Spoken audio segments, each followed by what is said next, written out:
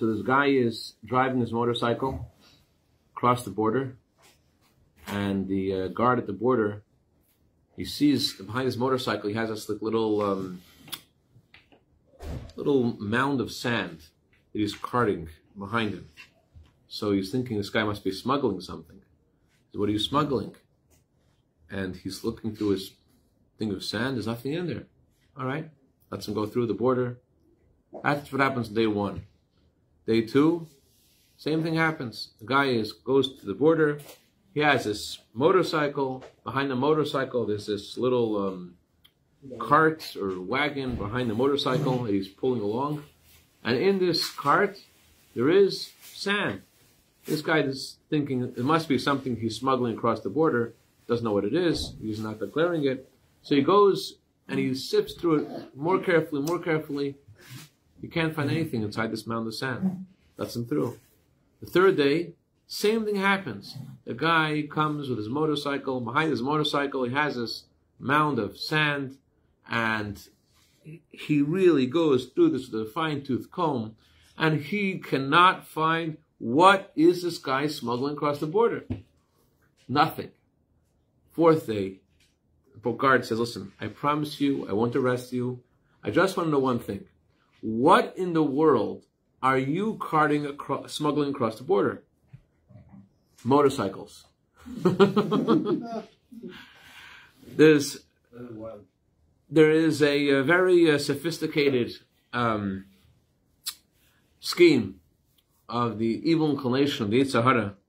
Start off our day, we think like, today is going to be the day, and accomplish this and accomplish that.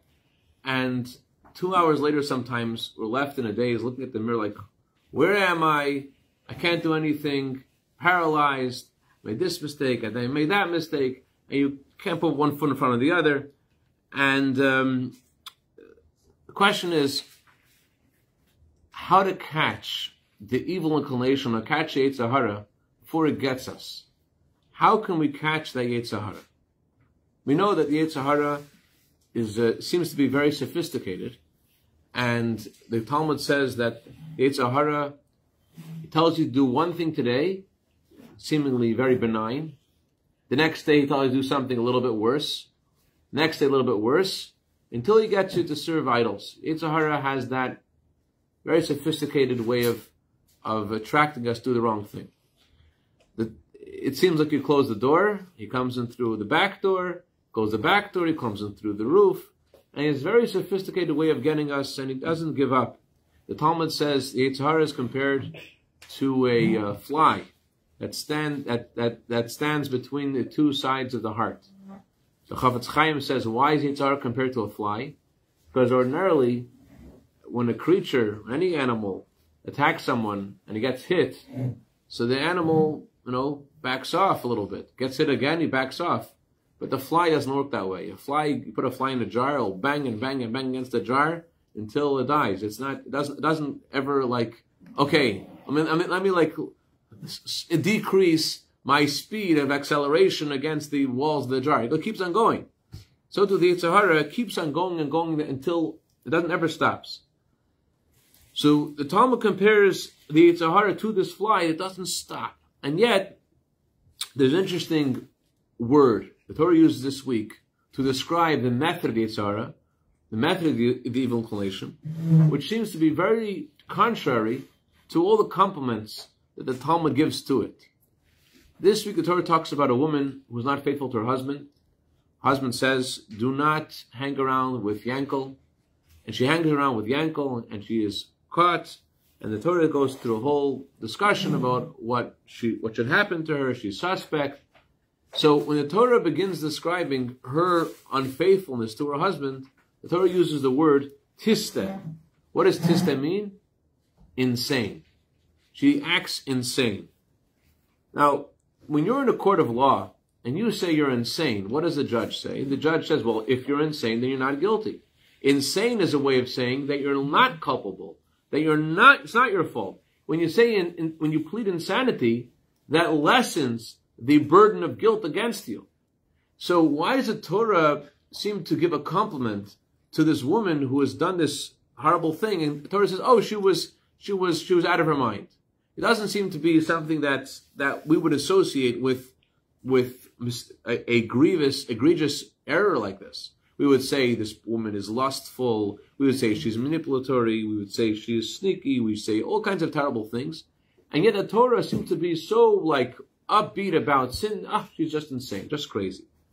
And especially because the Yetzer Hara is so crafty. There's no creature as crafty as the Yetzer Hara. So why is the term the Torah uses for the Yetzer Hara as insane? Is it if it's crafty and it's sophisticated and it's gets us in such a subtle way, why are we calling him insane? And the Torah wants us to know something about the Yetzer Hara by classifying it as insane. The Torah wants us to know, we see always in the news, all these people, whether they are servants of the government, public service, or they have their own businesses, and in one moment of infatuation, of this, of that, all of a sudden they ruin their whole career. So it seems insane to ruin your whole life's work for just one moment of fleeting pleasure. Okay, but that's not what the Talmud is saying. That's not what the Torah is saying. That just says that the result of what they've done is insane. The consequences of their action are insane. But that's not the method. That's not the way it works. By the Torah classifying her mistake as being insane, the Torah is not just saying the consequences of what she does is ridiculous. The Torah is saying what's the motive is insane. Why is the motive of the Yetzer Hara insane? So the Yetzer Hara, if you understand what the Yetzer Hara means. Yetzer Hara means the evil artist. Yetzer Tov means the good artist. What does Yetzer Hara do? Yetzer Hara paints all good things to look ugly, all good things to look boring, to look foolish, and all bad things he paints as being amazing, worthwhile. So what the Yetzer Hara does is, what his method is, how do you know it's Yetzer Hara or not Yetzer Hara? If it seems like it makes a lot of sense, and it seems like such a good idea, doesn't mean that it's a good idea. What the Yetzer Hara does is he blinds us. He makes us see things. I think of it like as a bullfight. You know, they have the matador, and he holds up the red flag, and the bulls are after the red flag. The Yetzer Hara does a similar thing. The Yetzer Hara's system is that he gets us to be temporarily blinded, and we're thinking of things in a totally irrational way, and it seems so rational at the time, and yet it's totally irrational. So Rabbi Nachman of Breslau famously gives this parable about this king who discovers that all the wheat in his kingdom, if you eat the wheat, you become insane. So he asks his advisor, what should we do? Do we eat the wheat or don't eat the wheat? If we eat the wheat, we become insane. If we don't eat the wheat, we'll die. What should we do? Eat the wheat or don't eat the wheat? Remember what we do with Vitali? What do you do? Yossi, remember what we do? No, you remember this story? Shmuel remembers. You don't remember? Rebbe remembers. Very good. The minister tells the king, we can't not eat the wheat. We're going to die. We can't eat the wheat either because we're going to go insane. This is what we're going to do. We're going to eat the wheat. But I'll put on my forehead a sign that says, you are Meshuggah. And you put a sign on your forehead that says, you are Meshuggah. And that way we'll both remember that we're Meshuggah. If you know you're Meshuggah, you're only half Meshuggah. You know you're insane, you're only half insane.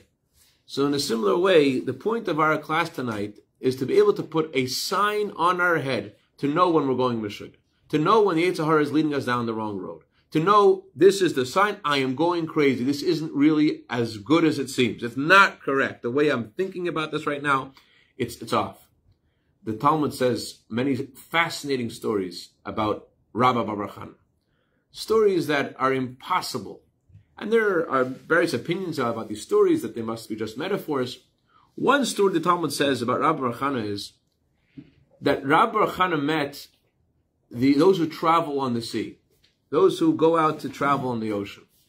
And they said to him that when there's a boat, a big boat, and the boat meets this wave that will sink the boat, the wave looks like a white fire. It looks like a white fire that is that is glamorous, a blinding, beautiful white light in this wave. What does it look like? A white fire. A white fire, a beautiful white fire. That's what the wave looks like. So what does that mean? And then they said the way to deal with this wave is, what do you do with the wave? How do you deal with the wave? You hit the wave with a piece of wood, with the tree, that it's engraved in the tree, the names of Hashem, and that's how you get the wave to calm down. What is it going on here? What's the Talmud talking about? You know what the boat is on? The boat is an Neshama, which is in a body, and an animal soul, and the Yetzer Hara. And the person's at a moment of truth, and he has this question, should I do this, or should I not do this? By the way, it's hard for me to concentrate when you're whispering Mishnayos. Just letting you know. Anyway, so you have this huge possible error you can make. What are you going to do? Why is it that Gemara is asking? Why is it people succumb to this crazy urge, to this moment of truth that ruins their lives? What's going on in their heads when they see this big wave that's going to sink their boat? What's going on? What are they thinking? So Gemara answers, you know what this is? It looks like a beautiful white light. That's what's going on. They don't realize they're ruining their lives. They think this is amazing.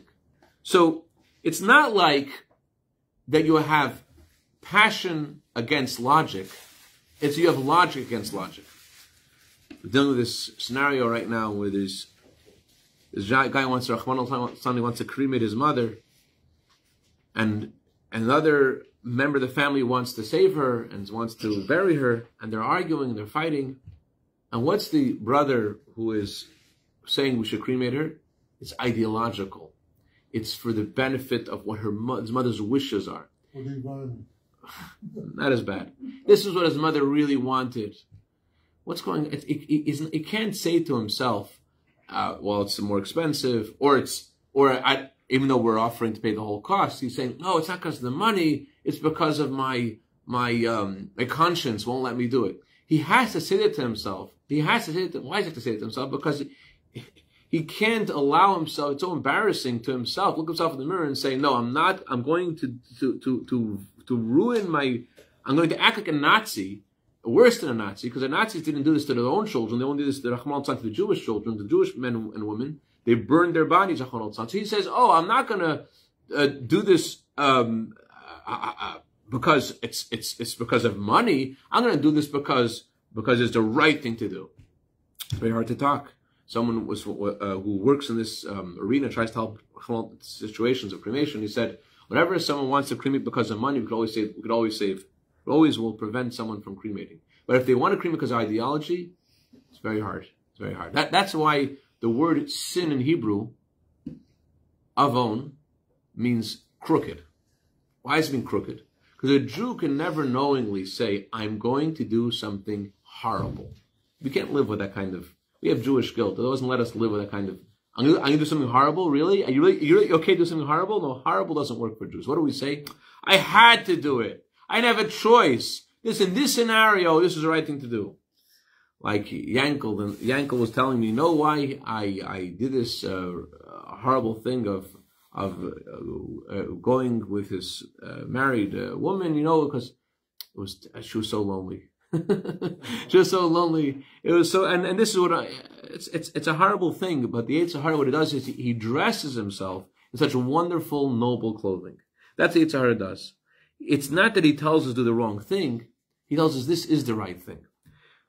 In the Hayom Yom, in the 23rd day of Sivan, the Rebbe quotes over there a letter of the previous Rebbe. He quotes the end of the conclusion, but not the beginning of the story. The beginning of the story was, Nachum of Chernobyl was not one of the more wealthier tzaddikim. When his daughter needed to get married, his household couldn't afford it. And this wealthy chassid was visiting the Rebbe, and the gabbai, the attendant of Ram Nachum, he goes over to this wealthy man, and he says, listen, there's not enough money to pay for the wedding. I want to ask you to give something, a substantial amount of money, so that we could make the wedding for the Rebbe's daughter. Okay, I'm into it. And he comes into the Rebbe, and when the gabbai went, the attendant went to go collect the funds that would he would regularly do. He'd go to the Rebbe's drawer and take all the funds, put them together, and there's nothing there. There's a few rubles, but not what this guy gave. It wasn't there. So he realized that the Rebbe gave it away. Another guy needed to marry off his daughter, and needed a loan right away, and the Rebbe gave the whole, whatever it was, a 500 silver ruble to this other guy. And this attendant, this Gabbai, he was bothered by this. And he tells the Rebbe, I just want to ask you something. I know it's not my position to ask you these questions. You're the Rebbe, I'm just the attendant, but I just want to know, the guy gave you all this money. Why'd you give all of it away to this one person? I mean, you could have helped so many people with all this money. Why'd you give it to one person? So the tzaddik said like this. I'll tell you the truth. At first, when he gave the money, I was thinking, wow, Baruch Hashem, I was happy to find favor in the eyes of Hashem, that this money was given to me, and it shows that I found favor in the eyes of Hashem, and that's wonderful. And then I thought, this poor guy comes in the next minute, he needs the money. I'll give it to him. And when I decided to give it away, then I had this brilliant idea of dividing it over 10 families. How come that idea didn't come to me originally when I decided to keep it? I realized that this wasn't the Yetzer Tov, it wasn't the good inclination, this was the Yetzer Hara. Because it only came to me when I decided to give it away. When I decided to keep it, you didn't come to me. When I decided to give it away, and it's, divide it in 50 pieces. And I realized this was the Yetzer Hara. So, the trick of the Yetzer Hara is, he gets us temporarily insane, and he makes us not realize what we're doing. He justifies it. He says, this is really a good thing. It's a really good thing. That's why it says in Gemara that there's a discussion about shchita. Why is shchita forbidden on Shabbos? What's wrong with shchita? And the Gemara goes to different options. One of the options the Gemara says is, the reason why you're not allowed to do shchita on Shabbos is because when you shech the animal, the blood dyes the leather, the skin of the animal. It's shorchem mitzum shun tzaveh. The reason why it's problem to shech the animal on Shabbos because tzaveh, because it colors the skin, not a color on Shabbos, not color hide on Shabbos, so it colors the skin. The Baal Shem Tov explains the deeper meaning of this teaching. Shem Tov said Mashiach will come. The Yetzer Hara will say to Hashem, hey, it's not my fault. The Yetzer Hara is the sheikh. The Yetzer Hara is like the slaughterer. Why is he a slaughterer? Because he takes all of our energy, our good energy, and he makes us lose our good energy, do all the good things. So the Yetzer Hara says to Hashem, you want to slaughter me because of what I did? I'm just doing my job. Why should I get punished? I'm just doing my job.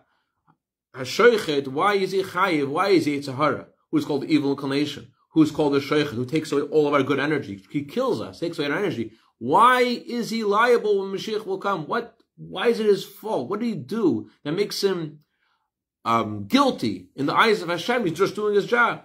The Gemara says, because he dyes things, because he colors things. If he just said to us, do this wrong thing because it's tasty, no problem. Do this wrong thing because it's glorious, no problem. But he tells us this is the right thing. He tells us this is not the bad thing. He tells us this is the good thing. Reb Zusha and his brother Reb Melech once had the following conversation. Unbelievable conversation. Only conversation that tzaddikim of this stature could possibly have. This conversation went like this. When God created Adam, every soul that will ever be born was within Adam. So Reb Melech said to his brother Reb Zusha, when you saw Adam about to eat from the tree of knowledge, you were inside of Adam. You must have been his head or his hands or his feet or his toes. You must have been, every soul was inside Adam. It says that the loftier souls were his heart, his brain, but the lower souls were his feet. Reb Zusha, he must have been way up there, right? Why didn't you stop him? Why didn't you hold him back from eating from the tree? Why did you let him do it? That's what Melech asked Reb Zusha. You know what Reb Zusha said? So that way, people will know that a mistake is a mistake. No such thing as a small thing. No such thing as, it's just a small thing. Well, no, this is a mistake, and it's wrong. In Tanya, in chapter 24, the Alter Rebbe says something very relevant to all of us. We need to walk away from this class uplifted. This is Parshas Naso. Parshas Naso means to be uplifted, lift our heads up, to think about things in a higher and deeper way, not the way we did before. That's why this Shabbos, we read the longest parsha of the Torah. How many psukim, Zalman? With this margin, like the whole thing is 176. 176. 176 is also number of psukim in the not longest chapter of Tehillim. Kufiyot 119 is 176 psukim. And the Gemara Baba Basha, the longest tractate in the Shas, is also 176 pages. It's also this week the longest Medrash, and it's also what's the longest this week? The longest Zohar, right? The longest Zohar. Why is it so big? The biggest Torah portion, the biggest, because since we're coming from the holiday of giving the Torah, it's time to put our Hashem wants us to scuba dive and submerge our minds into higher things. So we have to come away from this class to have a higher perspective about mistakes and about where we are, so that we don't get caught with this kind of stuff. So we have to catch the Yetzer Hara when he enters. Catch him when he comes in. There was this lady having a very hard time with her diet. And it was before Shavuos, and she bought all this cheesecake for her shul. And she called her coach. She's driving, she's in traffic, she's hungry. And she asked her, "Coach, what should I do? I'm so hungry and I have all this cheesecake in the car." And she had lost so much weight. It's very hard, Very hard. Let me give you an example before I tell you the end of the story. Yankel was an alcoholic. And his wife was very upset at him. And she threatened to leave him. But Yankel said, he tried and he was able to get himself off of his addiction. But one day Yankel leaves the house and he's going to go take a drink. And Yankel turns back and says, "I'm not going to have the drink." And he was going back and forth. "I'm going to have the drink, not have the drink. I'm going to go have the drink, not have the drink." He says, "I'm not going to have the drink." And he goes back to his house. "I did it. I deserve a drink." And you think it's exaggerating? It's not exaggerating at all. It's exactly how addiction works, exactly how the Yetzer Hara works. This is exactly how all of us work. He gets us the subtle thing and it slips and we lose it. Says the Alter Rebbe in Tanya, you have to realize that just like you'd rather give your life, you'd rather die than do idolatry, we would. That's what we are. That's our neshama would rather die than commit the sin of idolatry. So how much more so should we be ready to give up any kind of passion, any kind of whim, any kind of our money, our health, to do a mitzvah, to connect to Hashem, because every Avera separates us from Hashem, absolutely. Every Avera causes the eternal separation from Hashem. It cuts us off. Every Avera, no such thing as a light Avera. That's how Yosef, how come Yosef didn't succumb to the sin of the wife of Potiphar? What does the Torah say? What did he see? Image of his father. What's the image of his father? So he saw the image of his father. What if he saw the image of his uncle and of his grandfather? He had the thought first. He had thought to do their sin. Yeah. But why didn't he sin? He saw the image of his father. One explanation is the image of his father is Jacob looked just like Adam. So Yosef felt just like the first mistake of Adam and Eve was catastrophic for the rest of history until today, until Mashiach comes. He realized there's no such thing as a small mistake. No such thing as a small mistake. That's what the Alter Rebbe wants to convey to us in Tanya, that no such thing as a small mistake. The stakes are high. This is a mitzvah. This is what Hashem is asking from you. Okay, think about this. Before the giving of the Torah, what's the difference? We just celebrated the giving of the Torah. What's the difference between the giving of the Torah and before the giving of the Torah? Imagine you're studying in Chayim Menachem, and you're learning how good it is to be kind and to be generous and just daven and to do all these wonderful things. That's amazing. That's how it was before the giving of the Torah. You had Abraham, you had Yitzchak, you had Yaakov. They're teaching you how amazing, how the best way you should live your life. What had changed when God gave us the Torah? You no longer listening to a teacher telling you that this is a good way to live your life. You listen to the King of all kings. God himself is next to you, and God himself says, "This is what I want you to do." It's a whole different thing. That's what giving the Torah is meant to convey to us, that it's real, that it's Hashem, the essence, Atzmus Muhus, Hashem himself is looking at us and giving us, "This is what I want you to do." That's what Yosef felt, and that's why he resisted. We're getting back to this lady with the cheesecake. You know, this year, by the way, Yosef, you know that this year Shavuos was on May 25th, which is National. Get ready for this? Yeah, I told you, right? Blueberry Cheesecake Day. I'm not, you can Google it. Anyways, so what did the lady do? She lost so much weight. She was about to go, and she called her coach. And her coach said, "Go right now to the supermarket and go buy a hot dog. She ate a hot dog, and she's not allowed to have any milchiks. It's impossible. So that's the answer of the Yetzer Hara. The answer is, don't let him have any space in your head. Don't let him in. Don't let him in. Once he's in, it says in Tanya, when you wrestle with someone who's dirty, you get dirty. Don't let him in. Don't let the thought come in your head. When you realize, Rabbi Moshe, this guy's namesake, my great-great-grandfather, he quotes chapter 12 in Tanya. He was very into this, chapter 12 in Tanya. You know what he said about Tanya? You know what he says? I'm going to tell you what it says about chapter 12 in Tanya. Chapter 12 in Tanya, it says that when a Beinoni, when somebody who is doing it right, realizes that there is a not good thought coming into his head, what does he do? He pushes it away with both hands. With both hands, he pushes it away. So Rabbi Moshe said, why is he pushes away with both hands? If you're not pushing away with both hands, one hand is bringing it in. As soon he emphasized, he was very into miyad sheniskar. The moment he realizes this isn't good, the moment that was his thing, not just the two hands. It is miyad sheniskar. He didn't let the Yetzer Hara have room in his head. Doesn't let him take up space. Once he's in your head and he's playing around with you, that's it. Don't let him in.